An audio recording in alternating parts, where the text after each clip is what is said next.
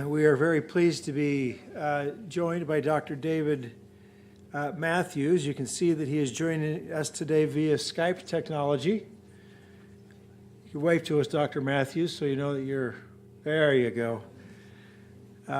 We're certainly able to see him, and he can see the audience to some extent. Dr. David Matthews is President and Chief Executive Officer of the Charles F. Kettering Foundation. He has authored numerous books, including Reclaiming Public Education by Reclaiming Our Democracy. He is a former Secretary of Health, Education, and Welfare and former President of the University of Alabama. He is happily married to his childhood sweetheart, Mary Chapman Matthews. They have 2 daughters and 6 grandchildren. We are very pleased to hear now from Dr. David Matthews.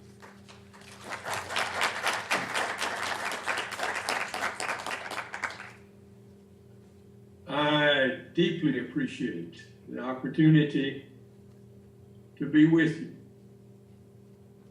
I realize that I am, as you see me, pixelated. It is not, however, the fault of Skype. Actually, in person, I am pixelated. That won't bother you too much. This is a great opportunity to hear Professor Damon. His work is very impressive. I'd like to tell you a little bit about the Kettering Foundation and our research. We really are a research organization. We were started by inventors, and our research is a little different from academic research. We work largely by observation, and we can't prove anything. We can simply tell you what we've observed and seen, what we make of it. You make of it what you will. The subject of our research is democracy. Now, that can mean almost anything and everything, but we have a very particular meaning of it, which you have to have if you're going to do research. We take the word itself seriously. It's a combination of 2 words, one for the citizenry, the demos. Actually, sometimes that was used as a reference to a particular kind of village. So it's not individuals, it's people collectively. And it's the word for power. So the research question is how, for us, is how citizens come to generate the power that allows them as a collective, as a citizenry, to rule themselves. You've looked at Paul Woodruff's very fine book on First Democracy, so you notice that we use something like the definition that he uses. Now, given that focus for our research, the first thing we've got to decide is what do citizens do in a democracy? If democracy is about the citizenry and about their power, what is it that they do to acquire the power to rule themselves, and how do they do that? Is all that citizens do is to vote and to pay taxes? Well, goodness knows we hope they do that, hate it when they don't, but that can't be the full answer to the question of how citizens acquire the power, how they acquire the power to rule themselves, to govern themselves. So as we've looked at that question, one of the obvious things is that people acquire power largely by being able to do or to make things. If you can't do anything, and if you can't make anything, how in the world can you have power? So that then leads us to the question of how do people go about making the things that make life better for themselves? How do they do that? And the answer that has been inescapable is that they have to be able to decide and act together, okay? If you've got to act together to make things, you first of all got to be able to decide what it is you're going to make and what you're going to do. So we've concentrated on how citizens make the choices that enable them to act together. That's what citizens do. They are not simply clients or subjects or even just voters or a constituency. They are makers of the things that make life better for the whole community.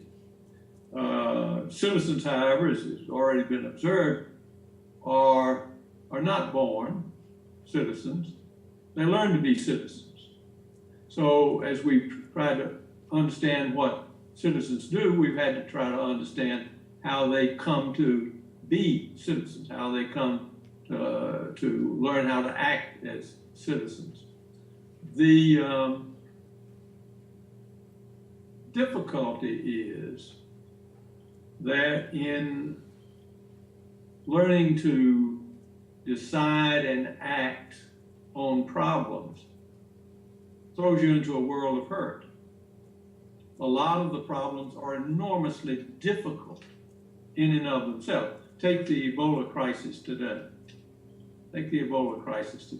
Very difficult to know what to do to stop this terrible infectious disease. So the problems we face as citizens are usually extraordinarily difficult.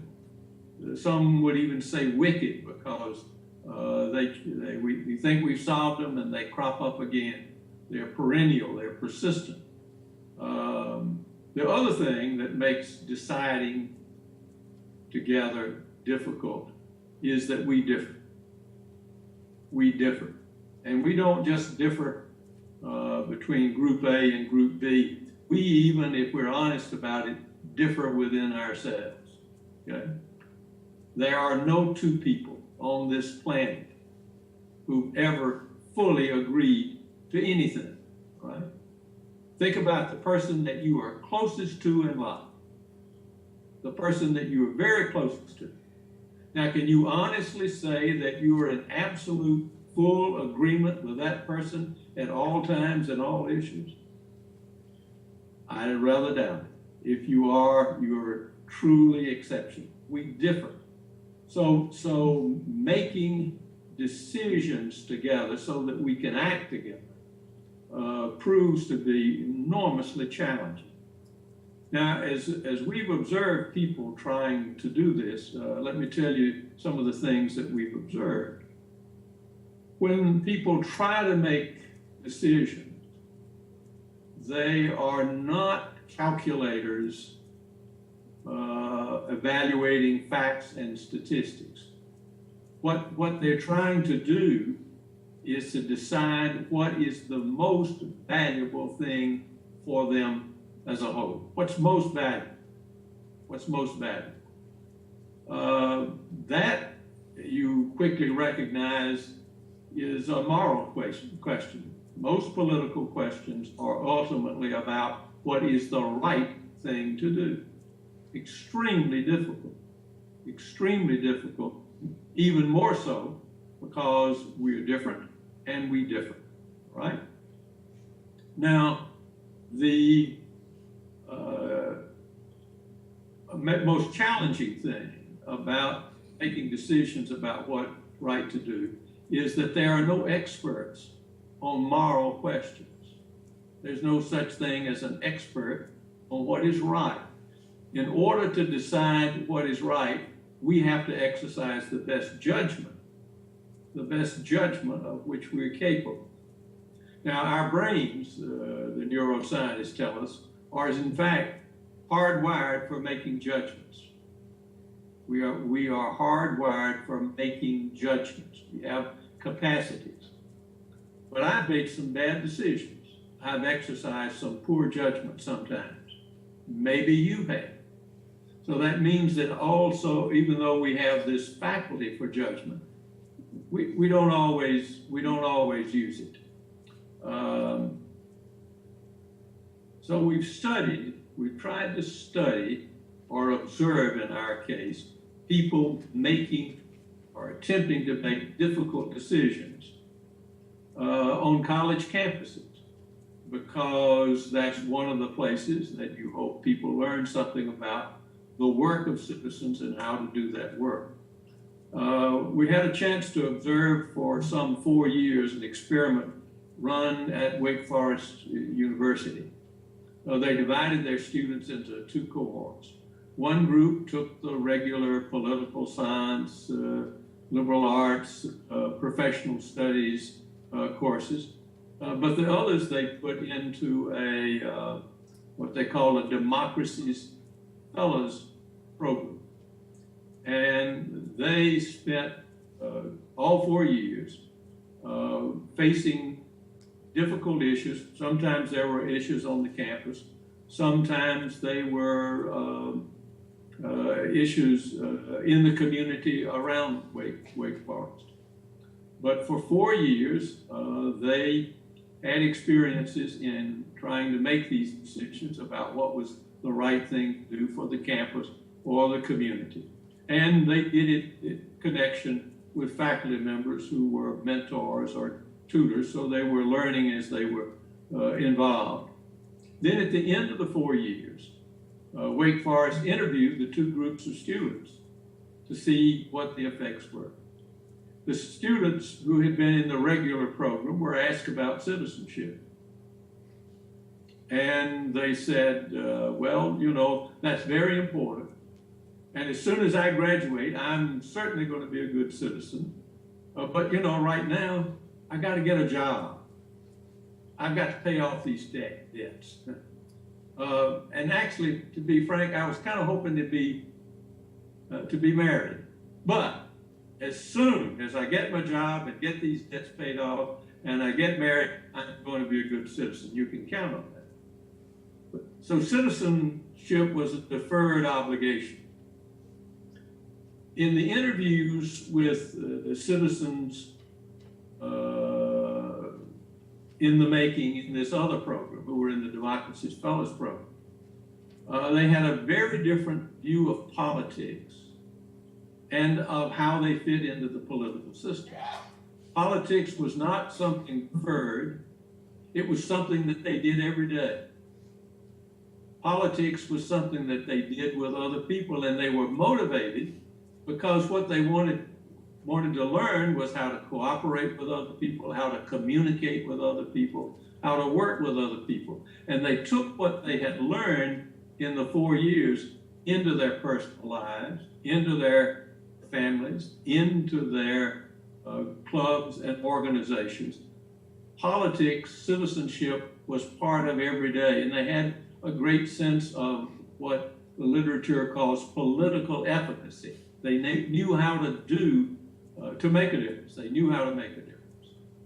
Now, what we're studying, and Stacy will talk about this in more detail, is whether that really holds for secondary, elementary schools, maybe even preschool kids. Can they develop the skills of citizenship even at that early age? Can they hone their abilities to make good judgments, to exercise their powers of judgment? We're not sure.